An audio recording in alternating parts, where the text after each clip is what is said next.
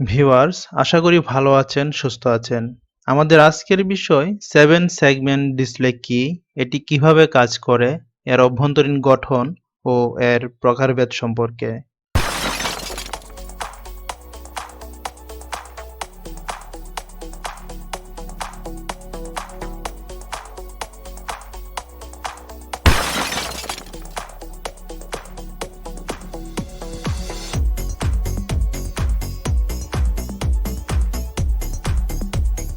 প্রথমেই আসা যাক 7 সেগমেন্ট ডিসপ্লে কি।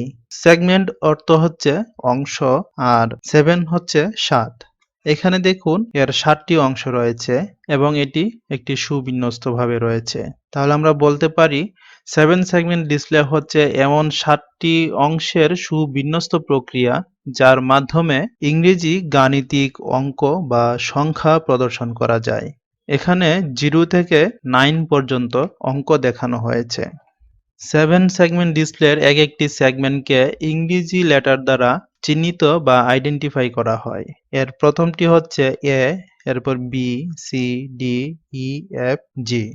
যখন এই 7 সেগমেন্টের মধ্যে কোনো অঙ্ক প্রদর্শন করা হবে, তখন আমাদের এই এক একটি সেগমেন্টের আইডেন্টিফাই বা চিহ্নিত করার প্রয়োজন হবে। এখন 7 সেগমেন্ট এর অভ্যন্তরীণ গঠন সম্পর্কে জানা যাক। আমরা ইতিমধ্যেই লাইট ইমিটিং ডায়োড সম্পর্কে জেনেছি। লাইট ইমিটিং ডায়োডের দুটি প্রান্ত থাকে, একটি হচ্ছে অ্যানোড আর একটি হচ্ছে ক্যাথোড। অ্যানোড প্রান্তটি হচ্ছে পজিটিভ আর ক্যাথোড প্রান্তটি হচ্ছে নেগেটিভ। এখানে সবকটি লাইট ইমিটিং ডায়োডের অ্যানোড প্রান্তগুলো একত্রে সংযুক্ত করে একটি প্রান্তে সংযুক্ত করা হয়েছে, আর 3টি লাইট ইমিটিং ডায়োডের ক্যাথোড প্রান্ত একত্রে সংযুক্ত করে একটি সেট তৈরি করা হয়েছে। ঠিক একইভাবে আরো দুটি সেট এখানে দেখানো হয়েছে। এই চিত্রের মধ্যে দুটি লাইট ইমিটিং ডায়োডের সেটের সংযোগ নেগেটিভের সাথে দেওয়া হয়েছে। এখানে পজিটিভ ভোল্টেজ দেওয়ার পর এই প্রথম দুটি লাইট ইমিটিং ডায়োডের সেট অ্যাক্টিভ হবে, অর্থাৎ আলো ছড়াবে, কারণ এই দুটি লাইট ইমিটিং ডায়োডের সেটেই নেগেটিভের সাথে সংযুক্ত রয়েছে। ঠিক একই রকম ভাবে 7 সেগমেন্ট ডিসপ্লের এক একটি সেগমেন্টের অভ্যন্তরে এক বা একাধিক লাইট ইমিটিং ডায়োড সংযুক্ত থাকে। যদি সবকটি সেগমেন্টের লাইট ইমিটিং ডায়োডের পজিটিভ প্রান্ত একত্রে সংযুক্ত হয়ে এক বিন্দুতে আসে, তাহলে একে বলা হয় কমন অ্যানোড। আর যদি সবকটি সেগমেন্টের লাইট ইমিটিং ডায়োডের নেগেটিভ প্রান্তগুলো একত্রে সংযুক্ত হয়ে এক জায়গায় আসে, তাহলে একে বলা হয় কমন ক্যাথোড। অর্থাৎ 7 সেগমেন্ট ডিসপ্লে দুই ধরনের হয়ে থাকে, একটি হচ্ছে কমন অ্যানোড আর একটি হচ্ছে কমন ক্যাথোড। এখানে কমন অ্যানোড 7 সেগমেন্ট ডিসপ্লের অভ্যন্তরীণ গঠন দেখানো হয়েছে। প্রত্যেকটি সেগমেন্টের নেগেটিভ প্রান্তগুলো পৃথক পৃথকভাবে নেগেটিভের সাথে সংযুক্ত করা হয়ে থাকে। অর্থাৎ যখন যে সেগমেন্টটি অন করার প্রয়োজন হয়, তখন সেই সেগমেন্টের নেগেটিভ প্রান্ত নেগেটিভের সাথে সংযুক্ত করা হয়ে থাকে। আমরা যদি এই 7 সেগমেন্টের মধ্যে 1 অঙ্কটি প্রদর্শন করতে চাই, তাহলে আমাদের কি করতে হবে? আমাদের বি এবং সি এই দুটি সেগমেন্টকে অন করতে হবে, অর্থাৎ বি এবং সি সেগমেন্ট দুটিকে নেগেটিভের সাথে সংযুক্ত করতে হবে, যেমনটি এই চিত্রে দেখানো হয়েছে। এখানে পজিটিভ ভোল্টেজ দেওয়ার পর বি এবং সি সেগমেন্টের নেগেটিভ প্রান্তদ্বয় নেগেটিভের সাথে সংযুক্ত করা হয়েছে, যার ফলে বি সেগমেন্ট এবং সি সেগমেন্ট অ্যাক্টিভ হয়েছে, অর্থাৎ এই দুটি সেগমেন্ট আলো দিচ্ছে, যার ফলে আমরা দেখতে পাচ্ছি এখানে 1 অঙ্কটি প্রদর্শন হচ্ছে। এখন যদি আমরা এই সেগমেন্টের মধ্যে 4 অঙ্কটি দেখাতে চাই, তাহলে আমাদেরকে বি, সি, এফ, জি এই 4টি সেগমেন্ট অন করতে হবে, অর্থাৎ এই 4টি সেগমেন্টের নেগেটিভ প্রান্ত নেগেটিভের সাথে সংযুক্ত করতে হবে, যেমনটি এই চিত্রে দেখানো হয়েছে। বি, সি এবং এফ, জি এই 4টি সেগমেন্ট নেগেটিভের সাথে সংযুক্ত হওয়ার ফলে আমরা এখানে 4 দেখতে পাচ্ছি। ভিউয়ার্স, আশা করি বুঝতে পেরেছেন যে কিভাবে একটি 7 সেগমেন্ট ডিসপ্লে কাজ করে থাকে। এখন আপনাদের কাছে প্রশ্ন হচ্ছে, আমি যদি এখানে 5 দেখাতে চাই, তাহলে কোন কোন সেগমেন্টগুলো অন করতে হবে, অর্থাৎ নেগেটিভের সাথে সংযুক্ত করতে হবে? অবশ্যই কমেন্টের মাধ্যমে জানাবেন। তাহলে চলুন এখন আমরা প্র্যাকটিক্যালি দেখি। ভিউয়ার্স, এটি হচ্ছে একটি 7 সেগমেন্ট ডিসপ্লে। এর 7টি অংশ রয়েছে আর এই কর্নারে একটি ডট রয়েছে। যখন দশমিক দেখানোর প্রয়োজন হয় তখন এই ডটটি অ্যাক্টিভ করতে হয়।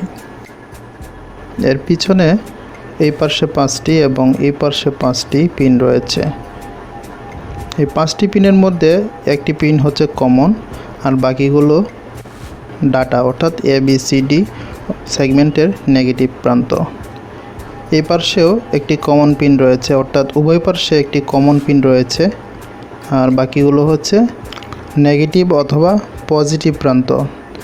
যদি এই সেগমেন্টটি কমন অ্যানোড হয় তাহলে এই পিনগুলো হবে নেগেটিভ, আর যদি কমন ক্যাথোড হয় তাহলে এই পিনগুলো হবে পজিটিভ। এখন আমরা দেখব এই সেগমেন্টটি কমন অ্যানোড নাকি কমন ক্যাথোড। আমরা প্রথমেই এখানে ভোল্টেজ সোর্স নিয়ে নিব। এই সেগমেন্টটি সর্বোচ্চ 3 ভোল্ট পর্যন্ত নিতে পারে, তাই আমরা এখানে 3 ভোল্টের একটি সোর্স সংযুক্ত করব।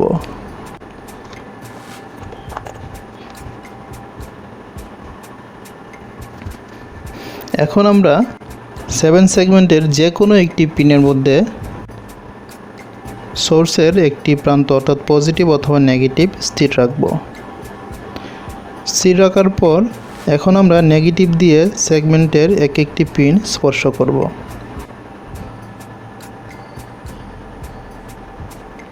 কোনো সেগমেন্টই অ্যাক্টিভ হয়নি, তাই এখন আমরা স্থির পিনটি অন্য একটি পিনের সাথে সংযুক্ত করব।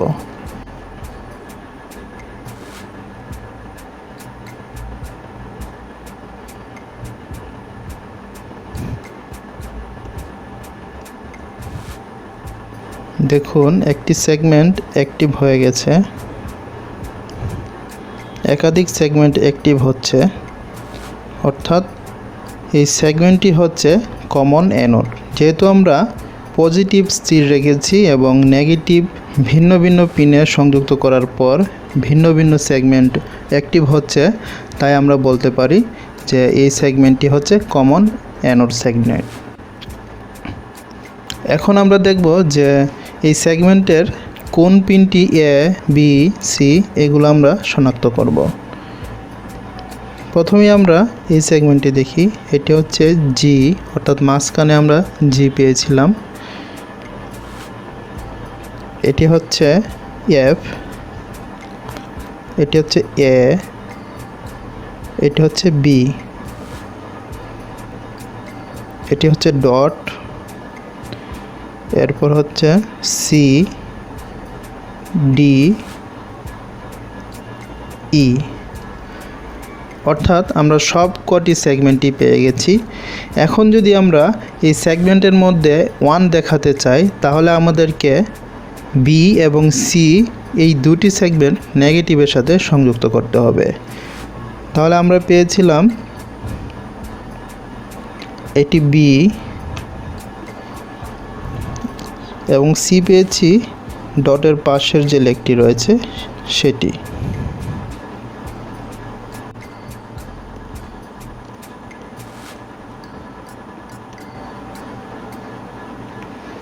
দেখুন 7 সেগমেন্ট ডিসপ্লেতে 1 দেখা যাচ্ছে।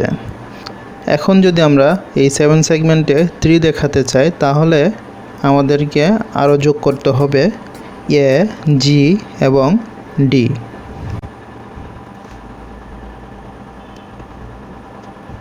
আমরা D যোগ করলাম, A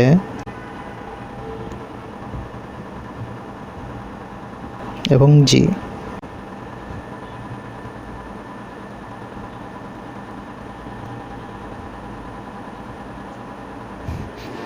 দেখুন এখানে আমরা 3 দেখতে পাচ্ছি।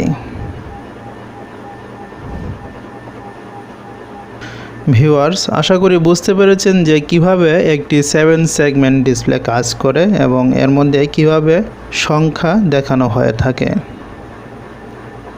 ভিডিওটি দেখে উপকৃত হলে অবশ্যই লাইক করবেন, কমেন্ট করবেন এবং শেয়ার করবেন। উপকৃত না হলেও শেয়ার করুন, কারণ আপনার একটি শেয়ারের মাধ্যমে অন্য কেউ উপকৃত হতে পারে। এরকম ভিডিও আরও পেতে চাইলে চ্যানেলটি সাবস্ক্রাইব করে পাশে থাকা বেল আইকনটিতে ক্লিক করে রাখুন, যেন পরবর্তী ভিডিওটি আপলোড হওয়ার সাথে সাথে আপনি নোটিফিকেশন পেয়ে যান। পরবর্তী ভিডিও দেখার আমন্ত্রণ জানিয়ে এবং সেই সাথে সবার সুস্বাস্থ্য কামনা করে আজকের মতো বিদায় নিচ্ছি।